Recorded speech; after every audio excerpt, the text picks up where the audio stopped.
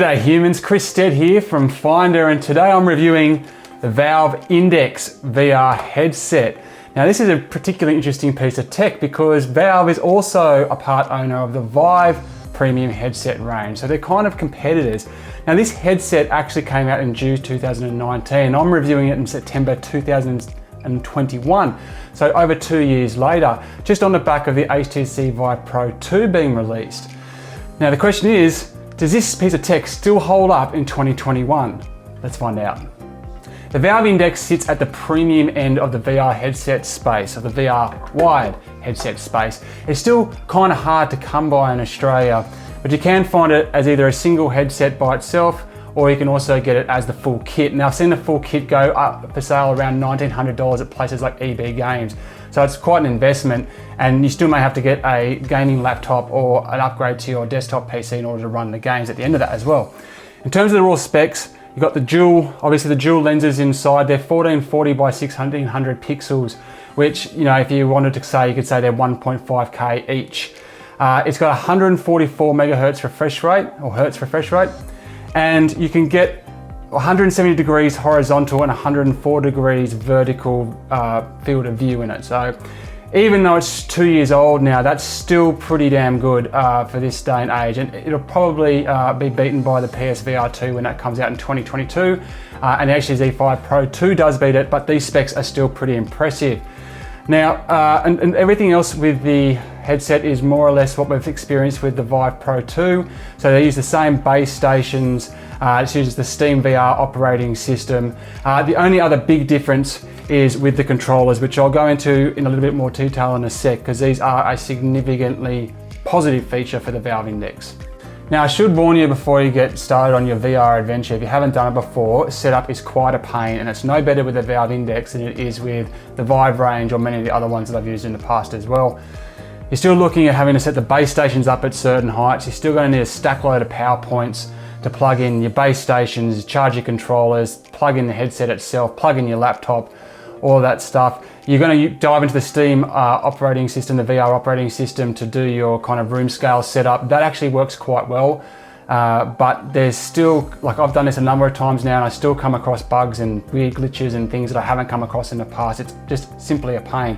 What I will say about the Valve Index is it's got longer cables than the other units, in particular the HTC Vive headset range units, and it does have better power point system where the plugs actually hang vertical, whereas in the HTCs they go horizontal, which means they block two power points as opposed to hanging down where you can just put them next to each other side by side. So the setup is a little bit easier, but still, if you're new to it, just prepare yourself for a bit of pain. Let's talk a little bit about the design of the Valve Index. I actually really quite like this design. I think it's the sexier of the two if you're comparing it to the Pro 2. I've got the Pro 2 here, so I'll pull that up for you. And as you can see though, it's clearly they're siblings in some regard. Very, very similar headsets. What you get here with the Valve Index that you don't get with the Pro 2 is it's a bit more decompartmentalized. So things like this, for example, just come out there on like a magnetic thing for cleaning. And it's a little bit easier to get into the bits and pieces as a result. It's got a bit less padding than you see in the Pro 2, but it's not too bad. The headsets here can be detached and articulated as such to get them over your ears where you need them. They don't have any controls on them though. You can't control the volume, for example, on the actual ear set itself, which is a bit of a bummer. The main issue I have with the design of the VR headset, the Valve Index VR headset, is that I did get a bit of light bleed just here around the nose. It doesn't really cushion in. Look, and maybe that's the shape of my face, but outside of that, it's not too bad. It's still pretty comfortable. It is a little bit front balanced, like it's not quite weighted perfectly, but I gamed on this for quite a long time and didn't really have any major discomfort or issues. So design wise, I think it's actually pretty sleek and pretty good, but you can see in the Pro 2 where an extra couple of years of development, they have done a bit more with the padding and to really trap that light outside of the headset. Now obviously the most important thing here is performance, and this is where the Valve Index, even though it's 2 years old, is really still standing up. Despite the fact that it's got lower resolution screens and not quite as wide a field of view as the Pro 2, I actually found the Valve Index headset to be just as good.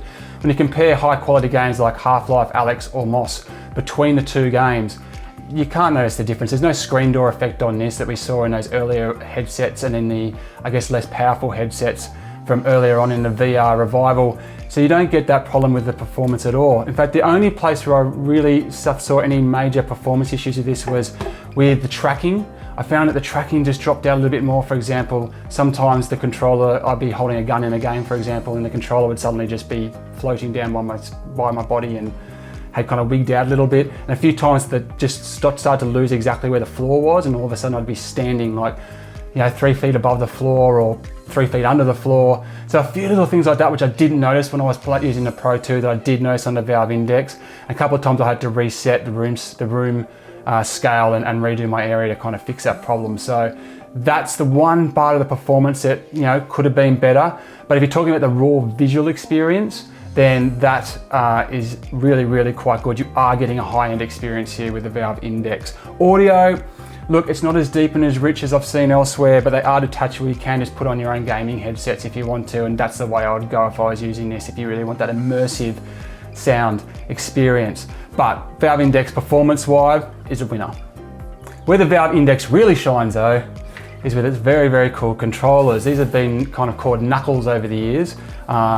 Now, as you can see, they kind of got an orb design and they fit onto your hand like this, and you can just pull it straight like that and like so, and they're attached to you.